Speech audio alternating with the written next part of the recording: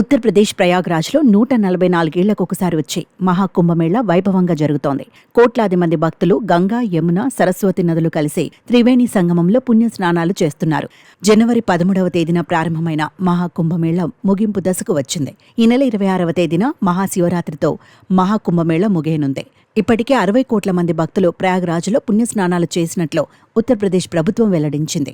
అయితే ఉత్తరప్రదేశ్ వ్యాప్తంగా ఉన్న జైళ్లలోని ఖైదీలకు కూడా కుంభమేళా పుణ్యస్నానాలు చేయించాలని నిర్ణయించుకున్న యోగి ఆదిత్యనాథ్ ప్రభుత్వం కీలక నిర్ణయం తీసుకుంది. మహాకుంభమేళా నీటిని జైళ్లకే తీసుకువచ్చి ఖైదీలు పుణ్యస్నానాలు చేసేలా చూశారు.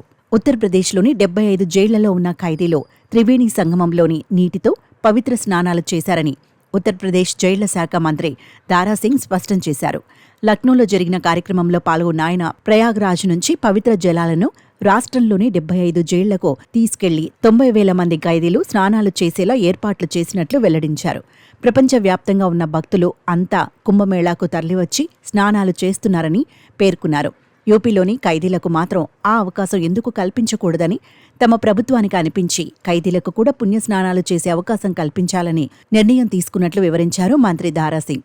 ఈ క్రమంలోనే ఉత్తరప్రదేశ్లోని 75 జైళ్లలో మొత్తం 90,000 మంది ఖైదీలు పవిత్ర జలంతో స్నానాలు చేసేలా ఏర్పాట్లు చేసి పూర్తి చేశామన్నారు.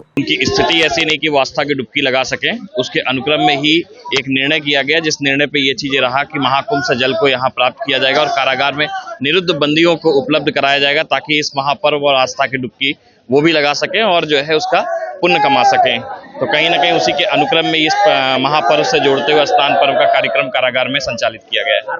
పవిత్ర సంగమం నుంచి జలాలను అన్ని జైళ్లకు పంపించారు అధికారులు. ఆ నీటిని స్నానాలకు ఉపయోగించే నీటిలో కలిపి ఆ తర్వాత డ్రమ్ములలో నింపారు. ఆ తర్వాత ఖైదీలంతా ప్రార్థనలు చేసి పుణ్యస్నానాలు చేశారు. ప్రయాగ్రాజ్ నుంచి తెచ్చిన అమృత కలశంతో పూజలు చేసిన తర్వాత ఖైదీలు పుణ్యస్నానాలు చేశారని జైళ్ల అధికారులు పేర్కొన్నారు. ఆ కుంభమేళాలో పుణ్యస్నానాలు చేయాలని చాలా మంది ఆశపడుతుంటారు. అయితే జైలులో ఉన్న ఖైదీలకు మాత్రం అక్కడికి వెళ్లే అవకాశం ఉండదు. అందుకే వారి కోసం ప్రభుత్వం ప్రత్యేక ఏర్పాట్లు చేసింది.